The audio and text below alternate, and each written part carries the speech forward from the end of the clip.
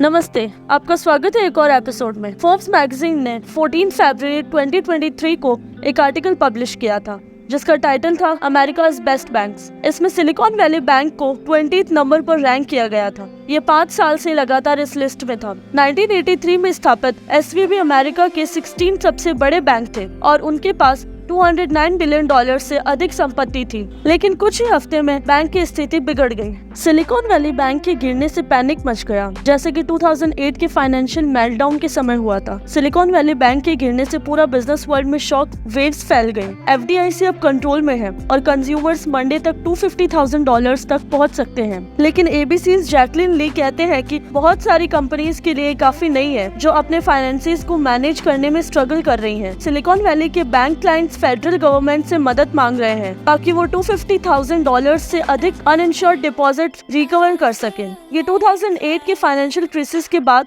का सबसे बड़ा फेलियर है। इस क्रैश ने कुछ छोटे रीजनल बैंक्स की वैल्यूएशन को बहुत नुकसान पहुंचाया और एक और बैंक कोलैप्स हो गया है। रोड ब्लॉक्स, VOX मीडिया और सिलिकॉन वैली स्टार्टअप्स जैसे कंपनीज अपने एम्प्लॉयज के वेतन देने के लिए कैश ढूंढ रहे हैं। इसी बीच UK गवर्नमेंट क्रैश के इफेक्ट्स को कम करने की कोशिश कर रही है और इकोनॉमी इस डिजास्टर के लॉन्ग टर्म कॉन्सिक्वेंसेस को समझने की कोशिश कर रही है। ये 2008 के बाद का सबसे बड़ा बैंक फेलियर है और हिस्ट्री का दूसरा सबसे बड़ा। लेकिन कैसे एक बैंक बेस्ट बैंक की लिस्ट से एक महीने में बैंकरप्ट हो गया? क्या ये शुरुआत है एक नए फाइनेंशियल क्राइसिस की?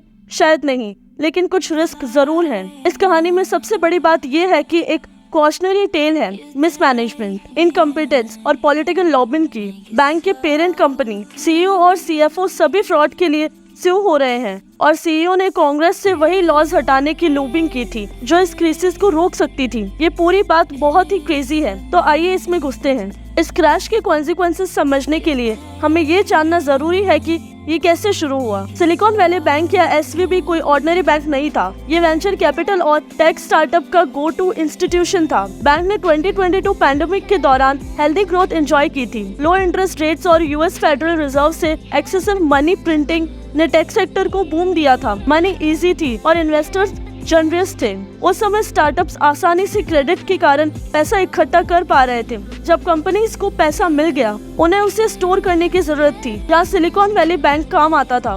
SVB फाउंडर्स के बीच बहुत लोकप्रिय था। दरअसल लगभग 50% सभी यूनाइटेड स्टेट्स स्टार्टअप्स की कुछ डिपॉजिट सिलिकॉन वैली बैंक में थे। 2021 में SVB ने देखा कि उनके पास 2019 के एंड तक 61 बिलियन से बढ़कर 2021 के एंड तक लगभग 189 बिलियन डिपॉजिट आया था। अब SVB चाहता था कि वो इस कैश से जो वो अचानक से बैठ रहे थे उससे बड़ा प्रॉफिट कमाएं। एक सेफ इन्वेस्टमेंट होती है लॉन्ग टर्म बॉन्ड्स। ये स्टॉक से ज्यादा सेफ माने जाते हैं और स्टेडी रिटर्न देते हैं। जब इंटरेस्ट रेट्स लो होते हैं, नए बॉन्ड्स कम इंटरेस्ट रेट्स या रिटर्न्स देते हैं, जिससे एक्सिस्टिंग लॉन्ग टर्म बॉन्ड्स जो ज्यादा देते हैं वो अट्रैक्टिव हो जाते हैं। इससे इन बॉन्ड्स के लिए डिमांड बढ़ती है और उनकी प्राइस बढ़ती है, तो जो भी ये लॉन्ग टर्म बॉन्ड्स रखते हैं वो पैसा कमाता है। SVB ने इस सिचुएशन को देखा और अपने टेक कंपनी डिपॉजिट्स में से $80 बिलियन को लॉन्ग टर्म बॉन्ड्स और अदर सिक्योरिटीज में इन्वेस्ट किया। फिर वो डिपॉजिटर्स को कम रेट पे कर सकते थे। उनके लॉन्ग टर्म बॉन्ड से मिले हायर रेट्स और उनके डिपॉजिट्स के लिए पे किए गए लो रेट्स का डिफरेंस उनका प्रॉफिट होता था। ये अरेंजमेंट तभी अच्छे से काम करता था जब कुछ क्लाइंट्स जल्दी विड्रॉ करना डिसाइड करते थे। बैंक बस बॉन्ड बेच सकता था और डिपॉजिटर्स को वापस पे करने के लिए जरूरी लिक्विडिटी प्राप्त कर सकता था। लेकिन जब सभी एक साथ अपना पैसा विड्रॉ करना चाहते थे तो क्या होता है? सिलिकॉन वैली बैंक को जल्द ही पता चलने वाला था। जैसा कि हमने पहले एपिसोड में 2008 क्राइसिस में उनके आफ्टरमैथ के बारे में कवर किया था, जो आज भी हमें इफेक्ट कर रहा है। Post crisis market high interest rates environment से वाकिफ नहीं है और higher interest rates financial system का वल्नरेबल एरियाज में रिस्क क्रिएट कर सकते हैं। SVB की रिस्क मैनेजमेंट टीम ने इस रिस्क को इग्नोर किया, लेकिन इस पर बाद में ज्यादा बात करेंगे। SVB के लिए प्रॉब्लम लेट 2021 में शुरू होने लगा, जब यूनाइटेड स्टेट्स में इन्फ्लेशन बढ़ने लगी थी। आमतौर पर जब ऐसा होता है तो US federal reserve interest rates बढ़ा देता है ताकि इकोनॉमी स्लो हो और इन्फ्लेशन काउंटरएक्ट हो। लेकिन इस बार US फेडरल रिजर्व ने कुछ देर तक कुछ नहीं किया। उन्होंने सबको बताया कि इन्फ्लेशन ट्रांजिटरी है। ये बिल्कुल गलत निकला और जब फेड ने अपनी गलती समझी तो उन्होंने लॉस्ट टाइम के लिए मेकअप करने के लिए इंटरेस्ट रेट्स बहुत जल्दी बढ़ा दिया। इस हायर रेट्स का विप्लाश मार्केट को एडजस्ट होने का टाइम नहीं देता था। इसी बीच SVB में उनका इन्वेस्टिंग एनवायरनमेंट फ्लिप होने लगा था। जब इंटरेस्ट रेट्स बढ़ रहे थे तो नए बॉन्ड्स हायर इंटरेस्ट पे करने लगे थे और इसने ओल्डर लॉन्ग टर्म बॉन्ड्स को इन्वेस्टर्स के लिए कम अट्रैक्टिव बना दिया था। इससे डिमांड कम हो गई थी, जिससे उनकी प्राइसेस गिर गई थी।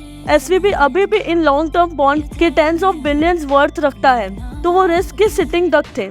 2022 के एंड तक लॉन्ग टर्म बॉन्ड प्राइसेस में गिरावट से $15 बिलियन के अनरियलाइज्ड लॉसेस थे। अब नॉर्मली ये कोई इशू नहीं होता, क्योंकि अगर एसवीबी इन बॉन्ड्स को मैच्योरिटी तक होल्ड करता तो उन्हें कुछ नहीं खोना पड़ता, लेकिन ये नॉर्मल टाइम नहीं था। हायर इंटरेस्ट रेट एनवायरनमेंट में टेक्नोलॉजी स्टार्टअप फाइनेंसिंग पाने में स्ट्रगल कर रहे थे, क्योंकि क्रेडिट सूखने लगा था। इन टेक कंपनीज को अपने ऑपरेशंस फंड करने के लिए अपने कैश में डिप करने की जरूरत थी। स्टार्टअप्स एसवीबी में क्लाइंट होने के कारण डिपॉजिट धीरे धीरे कम होने लगे। 2021 के एंड तक 189 बिलियन से गिरकर 2022 के एंड तक 173 बिलियन हो गया। हर बड़े विड्रॉल के साथ एसवीबी को ट्रांजैक्शन कवर करने के लिए अपने लॉन्ग टर्म बॉन्ड्स बेचना पड़ता था। कुछ समय तक बैंक के पास इन विड्रॉल्स को डील करने के लिए काफी लिक्विडिटी थी। समय बीतने के साथ डिपॉजिटर्स जाते जाते चले गए। 8 मार्च 2023 को एसवीबी ने एक बॉम्बशेल अनाउंसमेंट की कि वो अपने पूरी लिक्विड बॉन्ड पोर्टफोलियो जो ओवर 21 बिलियन वर्थ थी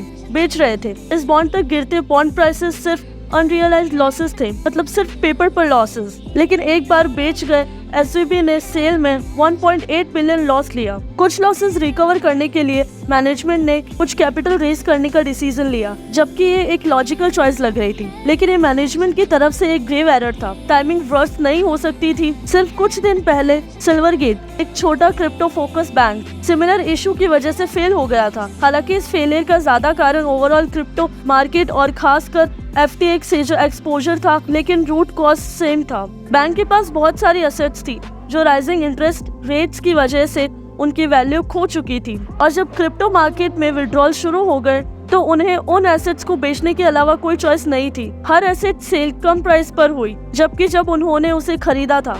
एक बार लॉस पावर अप हो गया तो वापस जाने का कोई रास्ता नहीं था। इन्वेस्टर्स मान गए कि एसवीबी सेम पाथ पर जा रही है। इंसॉल्वेंसी इशू के डर से जल्दी फैल गए, और इसका रिजल्ट ये हुआ कि एसवीबी स्टॉक एक दिन में अपनी वैल्यू का लगभग 60% खो बैठा। जब ये सब अनफोल्ड हो रहा था तो बहुत सारे वेंचर कैपिटल फर्म्स ने स्टार्टअप फाउंडर्स को एडवाइस किया कि वो अपना पैसा एसवीबी से निकाल लें, जिससे प्रॉब्लम और बढ़ गई। मार्च 9 के एंड तक कंज्यूमर्स ने $42 बिलियन विड्रॉ कर लिए थे, जिससे बैंक का नेगेटिव कैश बैलेंस हो गया, लगभग नेगेटिव 958 मिलियन। विड्रॉल्स इतने हैवी थे कि बैंक्स इंटरनल सिस्टम क्रैश हो गया, जिससे और ज्यादा दर पैसा हुआ। डिपॉजिटर्स को पैनिक करने का रीजन था यूनाइटेड स्टेट्स में फेडरल डिपॉजिट इंश्योरेंस कॉर्पोरेशन या FDIC के अंडर US गवर्नमेंट सिर्फ रिफंड्स गारंटी करती थी अप टू 2,50,000। अब बात यह है कि टेक्नोलॉजी कंपनी फोकस्ड बैंक होने के नाते एसवीबी डिपॉजिट्स का 97% इस नंबर से अधिक था। सिलिकॉन वैली बैंक शेयर की वैल्यू डिस्ट्रॉय होती रही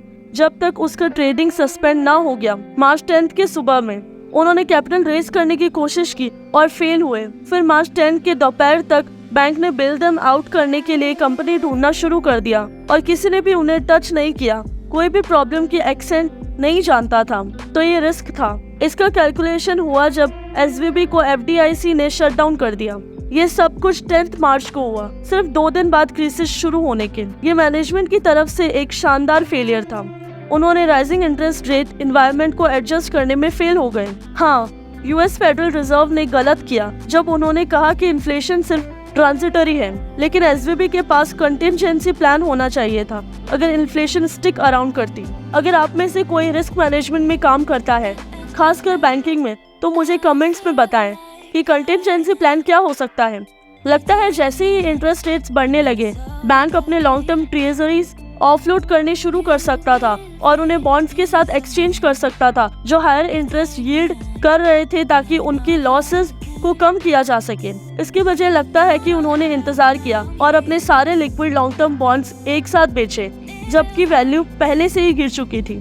बिल एक्विन कहते हैं कि silicon valley bank senior management ने बेसिक मिस्टेक की। उन्होंने शॉर्ट टर्म डिपॉजिट को long term fixed rate asset में इन्वेस्ट किया। तो मैनेजमेंट ऐसा कैसे कर सकता था? स्टोरी थोड़ी वाइडर होती जाती है। जब लोग इस क्रैश में गहराई से जाने लगे तो कुछ नई जानकारी एक बहुत ही चिंताजनक तस्वीर बनती है। सिलिकॉन वैली बैंक का चीफ रिस्क ऑफिसर अप्रैल 2022 में छोड़ गया था और जनवरी 2023 तक रिप्लेस नहीं हुआ था। इसका मतलब ये था कि बैंक के पास 8 मंथ्स तक कोई चीफ रिस्क ऑफिसर नहीं था। ये प्रिसाइजली उस समय था जब हायर इंटरेस्ट रेट से डाउनवर्ड फीडबैक लूप तेजी से बढ़ रहा था, जब बैंक्स पोर्टफोलियो को हायर इंटरेस्ट रेट्स के लिए रीबैलेंस करने की जरूरत थी। तब प्रोसेस ओवरसी करने वाला कोई नहीं था। दूसरे शब्दों में बैंक एक प्लान था without a pilot during a storm. Just shocking, लेकिन यहाँ खत्म नहीं होता। और भी बुरा यह है कि silicon valley bank CEO Lehman Brothers का सीएफओ था उसकी क्रैश के समय। आपको हंसी आ सकती है, कितना रेडिकुलस है ये next part. Federal Reserve Bank of San Francisco SVB को सुपरवाइज कर रहा था और guess who was the board? SVB का सीईओ ग्रेग बेकर। ग्रेग को क्रैश के बाद प्रॉम्प्टली बोर्ड से निकाला गया। इंटरेस्टिंगली बैंक का सीईओ, सीएफओ और सीएमओ ने मिलकर सिर्फ weeks before SVB's decline $4.4 million of company stock बेचे थे। एक एसईसी फीलिंग ने बताया कि शेयर्स का sale quote automated and quote pre plan था, लेकिन ये अभी तक अनक्लियर है कि कोलैप्स का कुछ फ्री नॉलेज था या नहीं। इसके अलावा बैंक्स एम्प्लॉय ने अपने annual bonus ranging from 12,000 to 1,40,000 सिर्फ hours before the bank official crash लिए थे।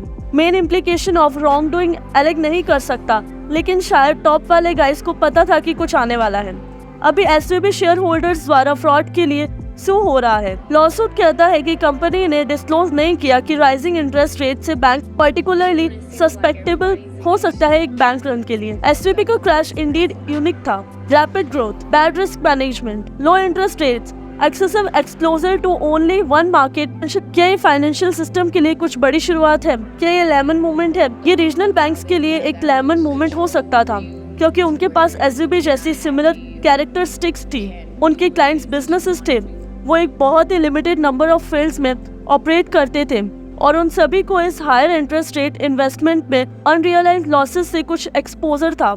इस वजह से first bank Republic, western aliens Bangkok और वेस्टपैक बैंकॉक और अदर रीजनल बैंक से स्टॉक में बड़े डिक्लाइंस देखे गए थे। कुछ बैंक्स ने एक दिन में 66% तक डिक्लाइन देखा।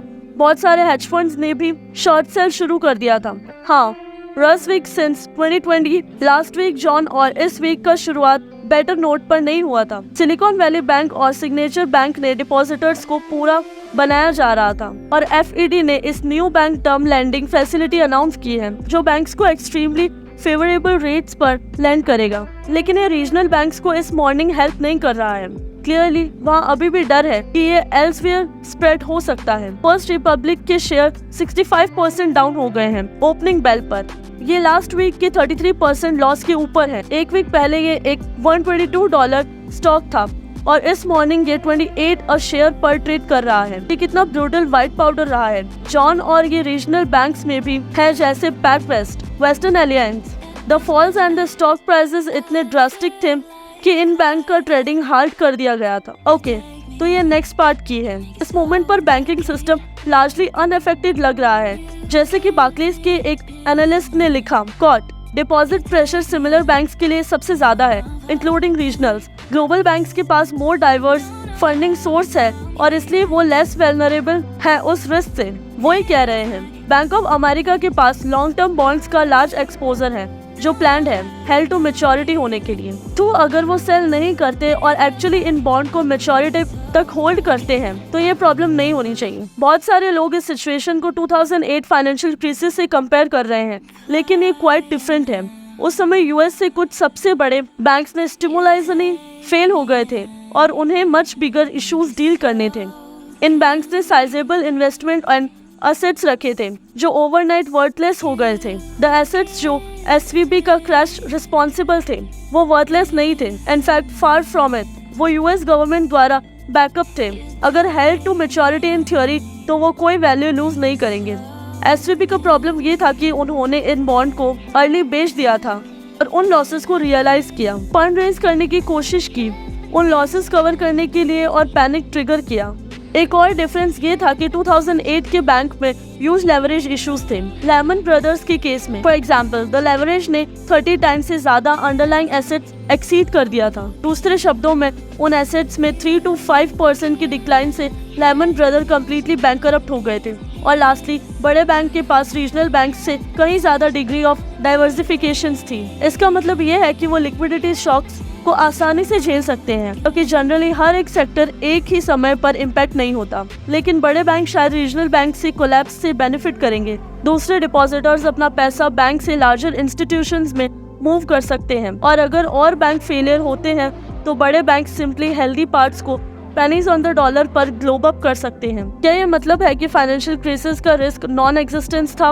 Well, not really. जब करंट फाइनेंशियल सिस्टम 2008 वाले से बहुत अलग है, फिर भी ये चांस है कि ये करंट फाइनेंशियल सिस्टम के फैब्रिक्स में पहला क्रैक हो सकता है। दिसंबर 2022 तक पूरी बैंकिंग सिस्टम के लिए total unrealised losses close to 620 billion थे। अगर पैनिक बहुत ज्यादा स्प्रेड होता है तो बहुत सारे छोटे बैंक्स रिजल्टेंटली डाउन हो जाएंगे, जिससे एक कास्केडिंग इफेक्ट क्रिएट होगा जो इकोनॉमी को वोबल कर देगा। फेडरल रिजर्व और यूएस गवर्नमेंट के फाइनेंशियल सेक्टर्स ने इस बात को रिकॉग्नाइज किया है और उन्होंने एक सॉल्यूशन सोचा है, जिसके बारे में हम थोड़ी देर में बात करेंगे।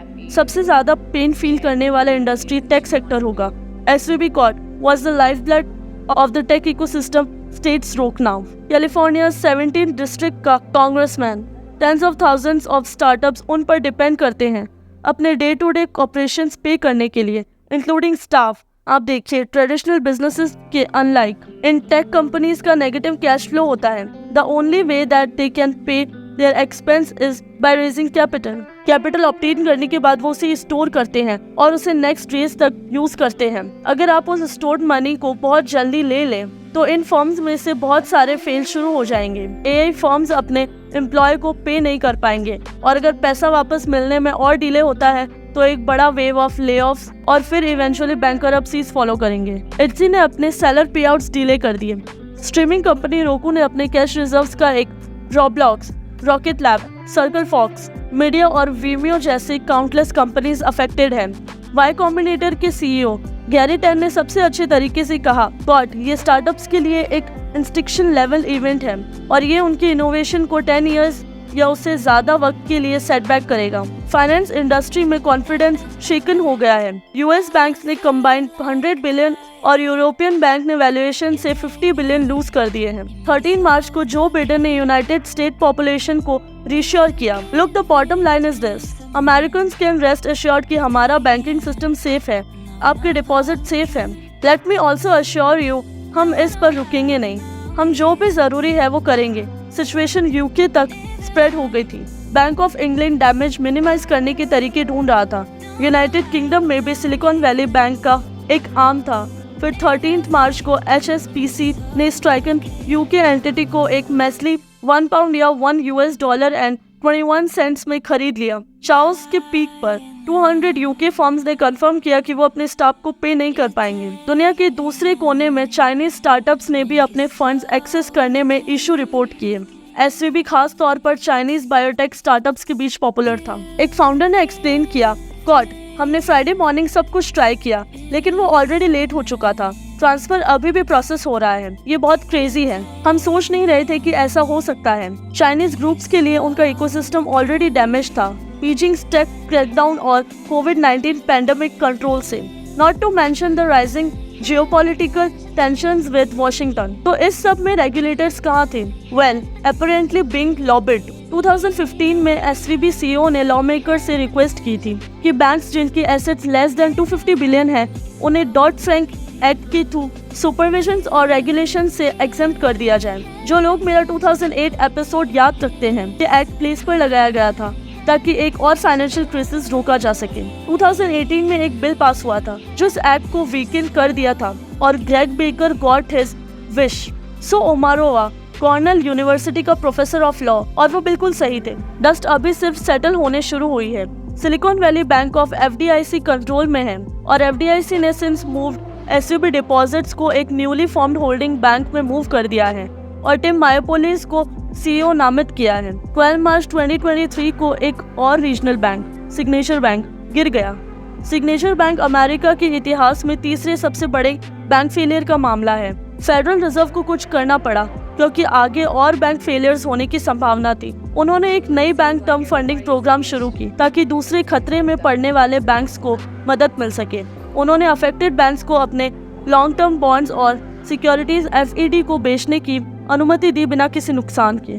उसी दिन ट्रेजरी, फेडरल रिजर्व और FDIC ने ये भी बताया कि सभी डिपॉजिटर्स, चाहे वो इंश्योर्ड हो या नहीं, उन्हें पूरा कर दिया जाएगा बिना टैक्सपेयर के पैसे खर्च किए। कुछ फाइनेंशियल कमेंटर्स ने कहा कि ये एक इन्फ्लेशनरी मूव है। रीजनल बैंक्स जो SVB की तरह बैंकिंग करते हैं, उनके डिपॉजिटर्स बाहर लाइन में लगे थे अपने पैसा निकलवाने के लिए। फेड और US गवर्नमेंट को इस ड्रास्टिक मूव्स को लेना पड़ा बैंक्स रन और बैंकरप्सी से बचने के लिए। कोई भी गवर्नमेंट असिस्टेड बेलआउट्स का फैन नहीं है, लेकिन ये एक टफ सिचुएशन है।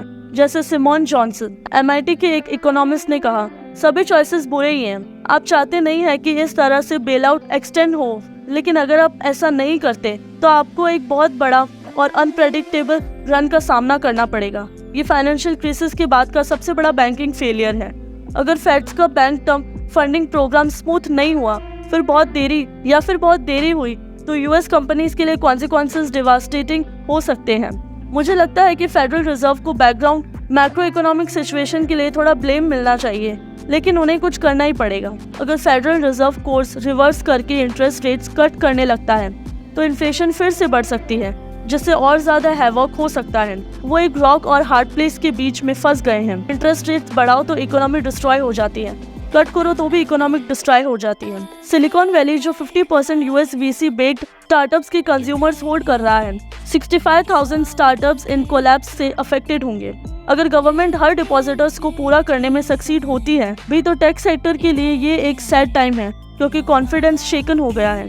कंपनी कैश से लॉकआउट होने का नाइटमेयर, स्टाफ को पे करने में डिले और काउंटलेस एडमिनिस्ट्रेशन इशू एक स्कार छोड़ेंगे। सारांश ये है कि मार्केट कंडीशंस रैपिडली चेंज हो रहे हैं, रिस्क मैनेजमेंट फेलियर हो रहे हैं और लॉबिंग हो रही है। लेकिन अगर हम ज़्यादा जूम आउट करेंगे तो ये वही रिस्क है जिसके बारे में मैंने अपने 2008 एपिसोड में बात की थी। उस वीडियो के थर्ड सेक्शन में मैंने बताया था कि क्रैश के बाद इकोनॉमी कितनी अनहेल्दी रही है। Post crisis economy easy money और लो इंटरेस्ट रेट्स पर टिकी हुई है। जब ये कंडीशंस रिवर्स होंगी, तब हम देखेंगे कि वीक काफ होल्डिंग शेक होने लगती है। यहाँ जो हुआ उसका प्रूफ हमारे सामने ही है। पहले वीकर और बैडली मैनेज सेक्टर्स दिखाई देंगे, लेकिन उसके बाद क्या होगा ये किसी को नहीं पता। अगर आपने वो एपिसोड अभी तक नहीं देखा तो आपको जरूर देखना चाहिए। मुझे लगता है कि आपको उससे बहुत कुछ समझ आएगा। तो ये SVB स्टोरी अभी भी अनफोल्ड हो रही है। हम सिर्फ देख सकते हैं कि लॉन्गर टर्म इम्पैक्ट क्या होंगे। तो बस इतना ही मेरी तरफ से। Thanks for watching. अगर आपको ये पसंद आया तो चैनल पे और भी इंटरेस्टिंग चीजें हैं। ठीक है, मेरा नाम डुगोगो है और आप कोल्ड फ्यूजन देख रहे हैं। अगले एपिसोड में आपसे फिर मिलूंगा।